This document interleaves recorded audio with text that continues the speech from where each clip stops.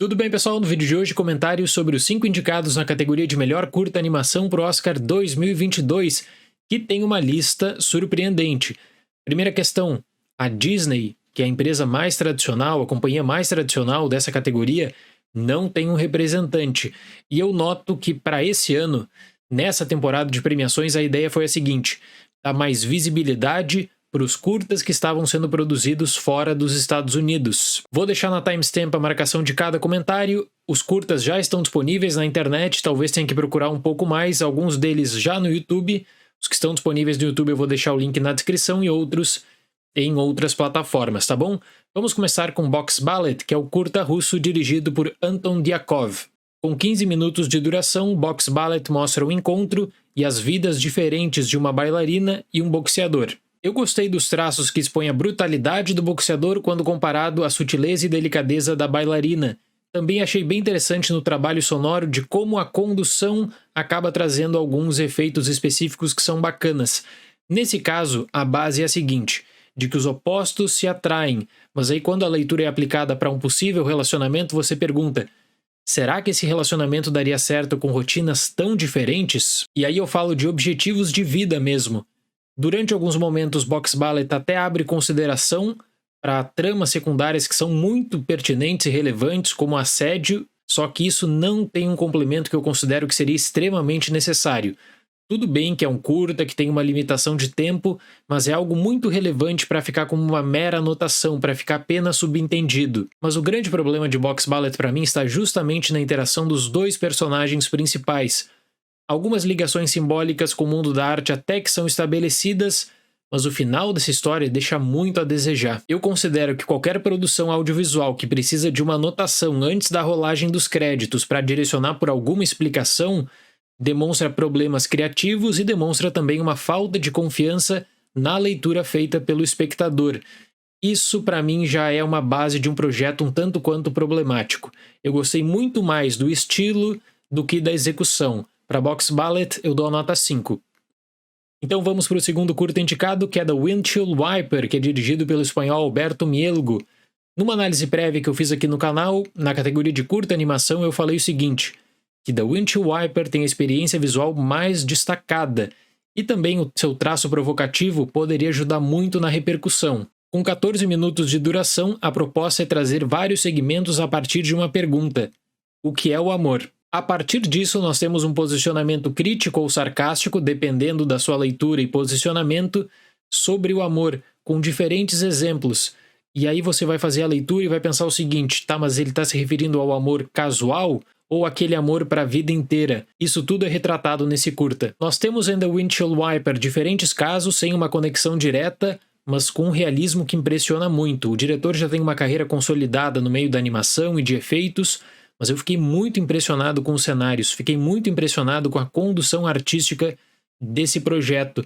E uma crítica recorrente que eu faço para os longas de animação recentes, e aí nós tivemos vários exemplos, infelizmente, em 2020 e 2021 especialmente, é o seguinte, que as produtoras estão direcionando a mediocridade das suas produções para o período de pandemia, dizendo o seguinte, olha, nós não tivemos como fazer um grande investimento porque todo mundo estava trabalhando em casa. Muitas vezes os cenários são tão precários que a única coisa que interessa e que tem um certo cuidado é o que está justamente no centro da tela. E esse curta mostra como a ambientação é importante, que envolve, claro, trabalho gráfico, mas também um complemento sonoro. O curta também trabalha de forma muito rápida, com alegrias, frustrações, tristezas, descontentamentos, quem sabe alguma esperança. Nesse caso, você tem essa pergunta sobre o amor e uma locução que te leva para uma consideração. Eu não gosto muito desse tipo de abordagem em um curta, mas aqui, de todo caso, a provocação é muito boa. E o trunfo de um bom curta, na minha opinião, é de conseguir trazer um grande impacto em um curto período de tempo. Nesse caso de The Windshield Wiper, o impacto visual realmente é impressionante. Trabalho de construção de personagem, de modelagem e também de iluminação. Quanto à história, ela fica muito aberta para a sua leitura, pegando, quem sabe, em conta a sua própria experiência de vida. Para The Windshield Wiper eu vou dar nota 7. Agora vamos falar do terceiro indicado, que é Bestia, a produção chilena dirigido por Hugo Covarrubias, que fala sobre um período da história do Chile que é muito triste, período da ditadura do Augusto Pinochet. Esse curta busca por uma microhistória de algo tão específico que se torna muito poderoso quando você tem algum complemento externo. E isso pode ser uma dificuldade, porque você exige do curta, como eu disse, esse grande impacto. Quem já tem essa bagagem, talvez consiga um direcionamento na hora com a história que está sendo contada. Se não, você precisa buscar por um complemento até para entender algumas decisões. E eu falo isso porque eu considero o curta riquíssimo em conteúdo e eu torço para que tenha uma grande visibilidade com essa indicação porque merece. O curta fala sobre a DINA, que era a polícia secreta do Pinochet no período da ditadura, através de uma agente, e aí você tem várias considerações sobre a estrutura de uma ditadura, especialmente nos anos 70, né, com recorrentes violações de direitos humanos. Com 15 minutos de duração, o curta trata sobre a vida de Ingrid, que em 1975 trabalhava para a DINA no Chile. Sua relação com seu cachorro, seus medos e frustrações também revelam casos de terror no país durante os anos de Augusto Pinochet. O valor de produção de Bestia é fascinante, é um stop motion de grande qualidade que sempre consegue te surpreender. Porque o retrato inicial qual é? Uma mulher com seu cachorro. E pense agora numa animação. Quando você tem essa relação numa animação, é uma relação de afeto e parceria. Só que aos poucos, no desenrolar dessa história, nós descobrimos algumas questões muito desagradáveis. A história é baseada em fatos, no caso da vida da Ingrid Oderhoek, que era uma agente da DINA na década de 1970, que era conhecida também como a mulher dos cachorros, que desenvolveu métodos de tortura horríveis. E existe também todo um simbolismo quanto à construção de um Estado repressivo a partir de agentes de terror. Porque com certo distanciamento você pensa o seguinte, olha, era apenas uma mulher com um cachorro vivendo sua vida normal. Só que a proposta é tornar o espectador mais íntimo, e é aí que você faz as descobertas. É um curta muito bem articulado, baseado em fatos, como eu disse, que começa com um panorama de tranquilidade e finaliza com brutalidade. Para Bestia, eu dou a nota 8. Dentre os indicados de curta animação nessa temporada, Bestia foi o meu favorito, eu já adianto. Vamos para o próximo indicado, que é Affairs of the Art, que é o curta canadense dirigido pela Joanna Quinn. Eu adoro a animação tradicional em desenho, o cuidado com o 2D, o cuidado com cada quadro para você conseguir criar aquele movimento que é tão espetacular e que o amante de animação também adora. E que merece maior reconhecimento, com certeza.